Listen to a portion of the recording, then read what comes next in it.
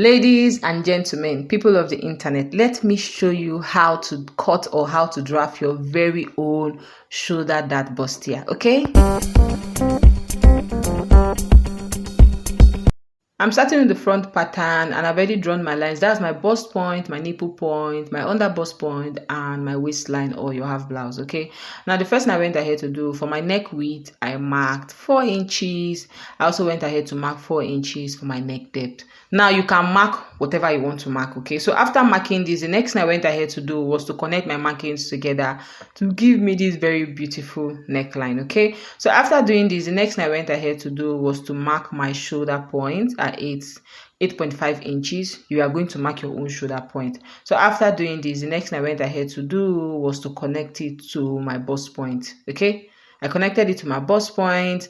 After doing this, the next thing I went ahead to do was to come down by 1/2 inch so I get my shoulder slant at that point. You guys know that our shoulders need to be slanted, it is not straight. Now at my waistline, I marked 4 inches, which is my nipple to nipple measurement. I took that measurement from at my waistline, at my nipple point, and I connected everything with a straight line. Okay, so after doing this, I took 1 inch on both sides at my waistline, at my under bust point. 1 inch on both sides. After doing this, the next thing I went ahead to do was to connect them together. Then I connected my under bust point to my nipple point with a triangular line. Okay, so at my shoulder point, I marked 2 inches. Okay. At my shoulder point, I marked 2 inches. After marking 2 inches, I connected my shoulder point to my nipple point. You can see we have a very beautiful slant going on there, okay? So after connecting my shoulder point to my nipple point, next thing I went ahead to do was at the left-hand side of my shoulder point, I marked 1/2 inch, okay? And at the right-hand side, I also marked 1/2 inch, okay? So after doing this, the next thing I went ahead to do was to connect my shoulder point. Those 2 markings I made, I connected it back to my nipple point. So we have our bustier going on here, okay? Now, some people, there are different ways to do this at the shoulder point. I'm going to bring out other tutorials apart from this one, okay? So after doing this, the next thing I went ahead to do now was to extend my shoulder slant line, okay? I extended my shoulder slant line. After extending my shoulder slant line, I went to my bust point and took my bust measurement. I marked out my bust measurement. After marking out my bust measurement, you know we're going to cut that thing out. So I added it back to the pattern so that everything is accurate. So after doing this, the next thing I went ahead to do is, you see at this my shoulder line, right? I marked half of my shoulder line, okay, which is like 4 inches. Then I marked 1/2 inch so that I can shape my armhole curve. Then I went ahead with my original shoulder measurement. I drew out my armhole, okay? So I drew out my armhole. After drawing out my armhole, the next thing I went ahead to do, you see that the distance between those 2 points at the shoulder point, which is 1 inch, I added it back because you guys know we're going to cut it out of the pattern, okay? So after adding it back to that my extended shoulder slant line, I went ahead to, incorporate it into my armhole curve. So by the time we cut it out, everything is going to be precise. So after doing this, I went to my under bust point and marked my under bust measurement divided by 4. The distance between those 2 points that I used to shape my bustier, I added it back. I did same thing for my waist. After doing this, I went ahead to connect my markings together, okay? So after connecting my markings together, this is what we have here, guys. I went ahead to add 1 inch sewing allowance, okay? I went ahead to add 1 inch sewing allowance, and this is what we have here for the front part of this shoulder dart bustier, okay? I went ahead to highlight it with my marker so you guys understand it very well. You see those places that I shaded, we're going to be cutting them out. Now, before you cut, you want to make sure you target center front, side front, number 1 and number 2. You get why? But by the time you draft the back, you'll be confused. So after cutting, this is what we have here for the front part of this shoulder dart bustier. Very simple, very straightforward. Let us head over to the back part, okay? So now for the back part, that is my bust point, my dart point, my under bust point, and my waistline, okay? Now, my dart point is always 9 inches from the top, okay? Yeah. So now the next thing I went ahead to do was I marked 1 inch, okay?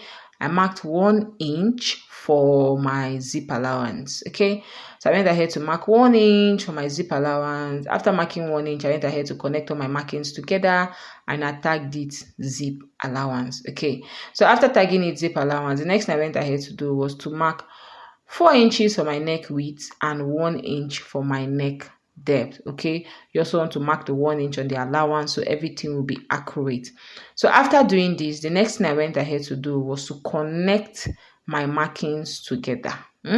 I connected my markings together and we have a very beautiful neckline for the back part. Now, after connecting my markings together, the next thing I went ahead to do is from that point, I marked my shoulder point at 8.5 inches. I also did the same thing as the bust point so that everything will be accurate. See, so that your lines will be straight. It's not when you finish drafting the pattern to be bending after you finish cutting your fabric. This is why I do this, okay? So after doing this, I connected my markings together. Then at that point, I came down by 1/2 inch to get my shoulder slant. Okay, I came down by 1/2 inch to get my shoulder slant and then I connected it to my neck width. Okay, and we have a very slanted shoulder going on here. Now the next thing I went ahead to do was to mark my bust measurement divided by 4. I marked it at that point. Then I came down half measurement of my arm of my shoulder line. I came in by 1/2 inch. You guys know the drill when we want to mark our shoulder, our armhole. Okay, so after doing all that, I went ahead to insert my armhole curve, and this is what we have going on here. Now for the back, I marked 4 inches, which just mark whatever your nipple to nipple measurement is, divided by 2. Mark it on the back. Okay, so which is what I did here. I marked it till my dart point, and at my shoulder point, I marked 2 inches. Okay, so after marking 2 inches, I connected this to my dart point. So after connecting this to my dart point, the next thing I went ahead to do was to mark 1/2 inch at my waistline. I marked 1/2 inch on both sides. Okay, at my waistline, I marked 1/2 inch on both sides, right? So now after marking 1/2 inch on both sides, I connected the marking to my dart point with slanted line. Okay, I connected the marking to my dart point with slanted line. Now at the top, I'm going to take 1/2 cm on both sides. Okay, 1/2 cm on both sides, not 1 cm, 1/2 cm on both sides, which is equivalent to 1/2 cm is like 1 millimeter. Okay, on both sides. Then I connected my markings together. Okay, from the shoulder, I connected it to my dart point. So after connecting my shoulder to my dart point, the next thing I went ahead to do was to extend my shoulder slant measurement. And you see the distance between those 2 points. I added it back to the pattern because you guys know we are going to cut it out. Okay, so which is what I did here. I added it back to the pattern. After adding it back to the pattern, I connected it back to my armhole. This is what we have going on here for the back part. Then I went ahead to add those 2 points back to my bust measurement. I also went ahead to mark my under bust measurement. I added the distance between those 2 points. I added it back to the pattern. Then I also marked out my waist measurement, the distance between those 2 points. I added it back to the pattern because you guys know we are going to cut it out. We are going to cut it out. That is why we need to add it back so that everything will be accurate. So after doing this, the next thing I went ahead to do was to connect all my markings together. After connecting my markings together, the next thing I went ahead to do was to add 1 inch sewing allowance to the pattern. Same thing I did for the front, I did it for the back part as well. I added 1 inch sewing allowance. After doing this is what we have here for the back part of this shoulder dart. Then I went ahead to highlight it with my marker so you guys will see it in green and brown. So you don't forget to tag it center back and side back, because by the time you're ready to sew, it might start confusing you. Okay, so after tagging it, this is what we have here for the back part.